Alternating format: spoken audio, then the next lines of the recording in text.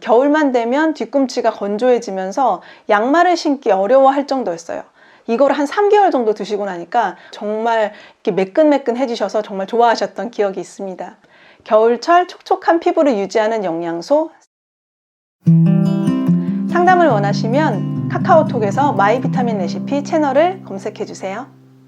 바디로션과 오일 등 보습제를 충분히 바른다고 생각하는데도 피부가 당기거나 등이 가렵다면, 그래서 수분을 보충하려고 열심히 물도 마시는데 나아지는 게 없다면, 자, 오늘 알려드리는 정보가 큰 도움이 되실 겁니다. 피부는 겉피부인 표피와 속피부인 진피, 이 두 개의 층으로 구성이 됩니다. 겉피부는 표피라고 해서 각질세포로 구성이 되고요. 속피부는 진피라고 해서 콜라겐과 탄력 섬유로 구성됩니다. 건강한 피부를 유지하려면 겉피부, 속피부 모두 중요한데요. 먼저 속피부부터 알아볼게요. 속피부는 콜라겐과 탄력 섬유로 구성이 되는데요. 이때 콜라겐의 비율이 중요합니다. 왜냐하면 속피부의 히알루론산이 1000배 많은 수분을 끌어당기면서 피부를 탱탱하게 차오르게 하는데요. 그 히알루론산이 생기고 유지되려면 속피부의 콜라겐이 풍부해야 합니다. 그런데 콜라겐이 풍부해도 겉피부가 건강하지 않으면 건조하기 쉽습니다. 나는 겨울철 건조한 날씨가 되면 유독 얼굴이 푸석해지고 입술이 마른다. 그럼 반드시 겉피부 관리에 신경을 써야 하는 타입이라고 보셔야 합니다. 건강한 사람의 피부의 각질층에는 수분이 30% 정도 함유되어 있습니다. 그런데 40대에 들어서면서부터 점점 나이가 들수록 온몸, 겉피부의 수분 보호막이 쉽게 고장이 나거든요. 수분 보호력이 떨어져서 쉽게 건조해진다는 거죠. 만약 수분 보호막의 수분 함량이 10% 미만으로 줄면 눈으로 봐도 피부가 푸석푸석할 정도가 됩니다. 여기에 커피를 즐기신다면 더 주의하셔야겠죠. 커피는 강력한 이뇨작용으로 체내의 수분을 몽땅 배출시키기 때문에 겨울철 피부 건강엔 최악이죠. 그런데 우리가 절대 포기할 수 없는 라이프 스타일이 있잖아요. 겨울철에 차 안에서 히터 바람을 쐬고 스타벅스 커피를 드라이브 스루로 즐기는 라이프 스타일. 자, 그럼 관리도 더 철저하게 해야겠죠. 자, 관리를 안 한다. 그럼 어떤 일이 벌어지냐면, 자, 베개를 옆으로 베고 잠에서 깼더니 코와 입 사이 팔자주름이 더 깊어 보이고 쉽게 펴지지 않으면서 그대로 주름이 되어버리죠. 자, 또 다른 시그널을 말씀드리면 안구질환 같은 거는 전혀 없는데 눈이 건조하고 뻑뻑한 느낌이다. 그럼 피부 수분도 사라지고 있다라고 보시면 됩니다. 이제부터 솔루션을 말씀드릴게요. 일단 겉피부의 수분 보호막을 두툼하게 유지하려면 겉피부의 주 성분인 세라마이드의 양을 늘려야 합니다. 세라마이드가 부족하면요, 체내 수분이 쉽게 증발해서 피부를 건조하게 합니다. 예를 들어서 아토피 피부염, 건선 환자는 대부분 세라마이드의 양이 부족합니다. 고쉐병 환자는 선천적으로 세라마이드를 만드는 효소가 부족해서 특히 신경을 쓰셔야 하고요. 난 여기에 해당되지 않네? 아니죠. 노화. 누구도 피할 수 없는 노화가 또 세라마이드의 양을 줄입니다.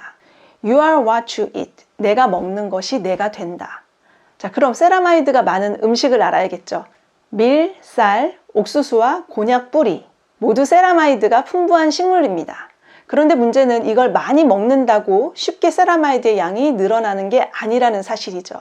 어느 식물을 어떻게 추출 배합해서 먹었을 때 사람의 피부가 촉촉해지는지는 오랜 기간 풀리지 않는 숙제였는데요. 몇 년 전 세계 최초로 밀배유 추출물의 피부 보습 효과를 밝혔습니다. 밀의 세라마이드를 주 원료로 해서 특정 비율로 배합해서 섭취했을 때 체내의 세라마이드 양이 늘어나는 것이 과학적인 실험으로 확인됐죠.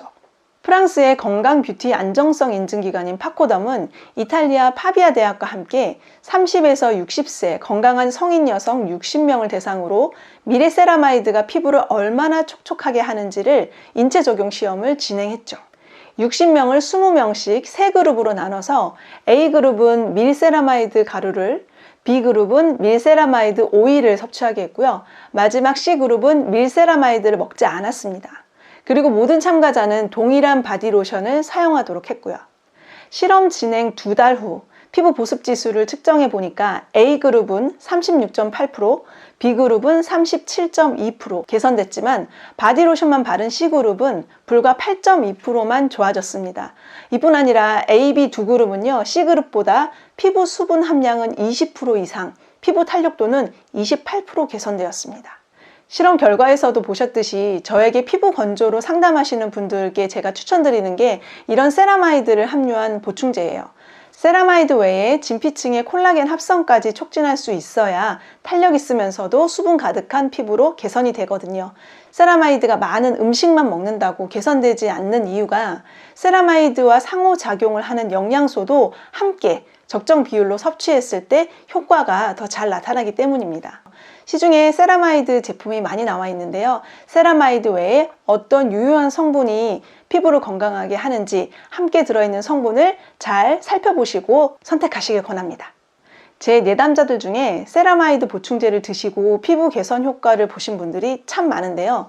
특히 인상적이었던 분의 사례를 말씀드리면 발 뒤꿈치가 되게 오랜 세월 동안 많이 갈라지고 건조하고 그런 분이셨어요. 근데 이제 이걸 한 3개월 정도 드시고 나니까 거의 다 사라지시고 정말 이렇게 매끈매끈해지셔서 정말 좋아하셨던 기억이 있습니다. 사실 그리 놀랍지 않은 게 제 남편도 그랬었거든요. 제 남편은 겨울만 되면 뒤꿈치가 건조해지면서 양말을 신기 어려워할 정도였어요.